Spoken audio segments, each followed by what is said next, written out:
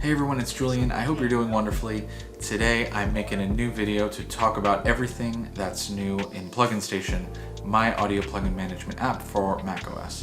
Back in July of 2025, I released this app. As of the filming of this video, it is early December 2025, and in that time frame, I've come out with a whole bunch of new updates, like a license key manager, which you can think of as a password manager, except for your plugin license keys. I've also added Uninstall Assistant, which is the most powerful audio plugin uninstaller on the market. I also have exporting the installed plugins on your computer as a CSV file, and quite a few other minor additions throughout the app. So let's check it out. First up, Plugin Station now supports macOS Tahoe or macOS 26, which introduces the liquid glass design language from Apple. That's why everything, in my opinion at least, looks a lot more modern and sleek. Moving on, let's talk about License Key Manager. License Key Manager, like I said before, is basically a password manager except for your plugin license keys. You can use this instead of digging through your emails, digging through your user accounts to find your plugin license keys. Right off the bat, I want to address the issue of security. Plugin license keys do not touch the Plugin Station servers at all. So even in the event of a data breach or a hack or something, your plugin license keys are safe. All of your plugin license keys are encrypted using Apple's keychain, and those encrypted keys are synced across your devices using Apple's iCloud. So in order for somebody to actually view your license keys, you would need access to your Apple account and your Plugin Station account, and you need to know, as you're seeing here, your computer's password, or you need to be able to use Touch ID to even access this section of the app. So now that we got all of that out of the way, let's enter into License Key Manager using Touch ID.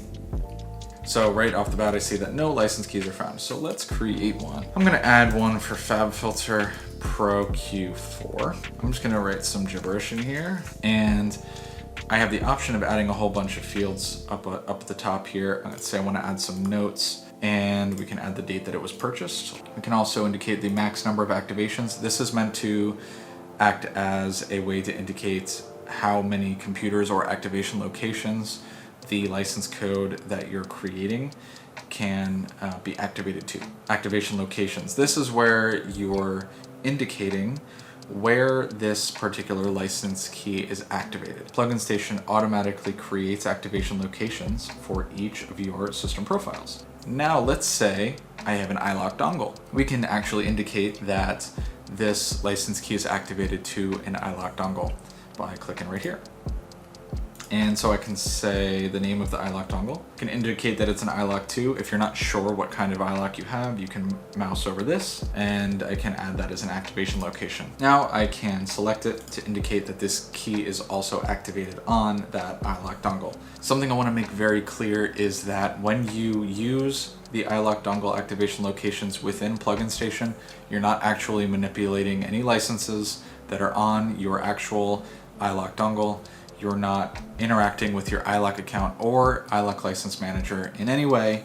This is just meant to be a way to make this organization a lot easier. So let's say I want to add that license key. I added it. Now I have it listed right here. I can go in, view all the data that I just added. If I wanted to actually see the license key that I added, all I have to do is mouse over it, go over to the I can view it that way. And to actually copy it to my clipboard, I obviously just click copied. Now let's say I got rid of this iLock dongle. It's very easy to move all of your license keys off of an activation location. All you have to do is go to Settings, go to Activation Locations, select the ellipsis here, and then go to Transfer License Codes. Then all I have to do is indicate where I want the license codes to go. Now let's move on to Uninstall Assistant. Like I mentioned before, this is the most powerful audio plugin uninstaller on the market. But what makes it the most powerful? Why is it so much better than everything else that's currently out there? As you can see, all of your plugins here are organized by manufacturer. This is something that no other uninstaller actually does, because the way that they work, as far as I can tell anyway, is that they group all of your audio plugins together by name. So for example, for Splice, it would find splice.vst, splice.vst3, splice.component, and splice.aax plugin, and say, okay, they all have the same name, they're the same plugin, let's group them together. That works okay, but the inconvenient thing about that is, one, you don't know any manufacturer information, which makes it impossible to group Splice under the actual Splice manufacturer, for example. And two, it's very common for manufacturers to have multiple file names that correspond to the same plugin. If you take Ozone 12, for example, Ozone 12 by Isotope is going to have Ozone 12.vst3. They're also going to have Ozone 12 AU hook.component and Ozone 12 AAX hook.AAX plugin. Another audio plugin uninstaller won't actually recognize that those plugin files all actually belong to the same plugin, and instead it'll show you them as separate plugins for you to uninstall. Uninstall Assistant knows when multiple plugin files that have different names belong to the same plugin, and it will group them together for you both by name and by manufacturer. So if I wanted to uninstall all Arturia plugins, all I gotta do is click here to do that. Now, another thing that makes Uninstall Assistant really special is it uninstalls plugins exactly how the manufacturer intended.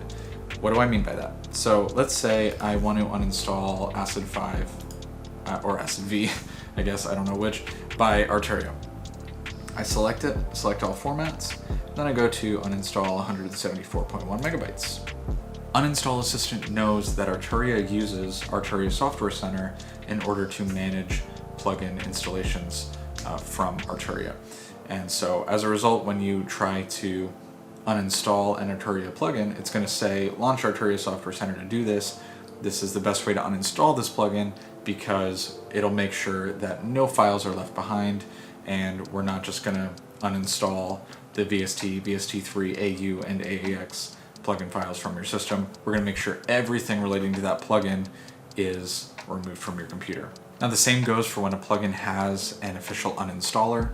That might be just a uninstall X plugin app file that you can run on your computer. So basically the exact same thing that I just described with plugin managers also works for individual plugin uninstallers shipped by the manufacturer. But let's say I wanted to uninstall all my baby audio plugins.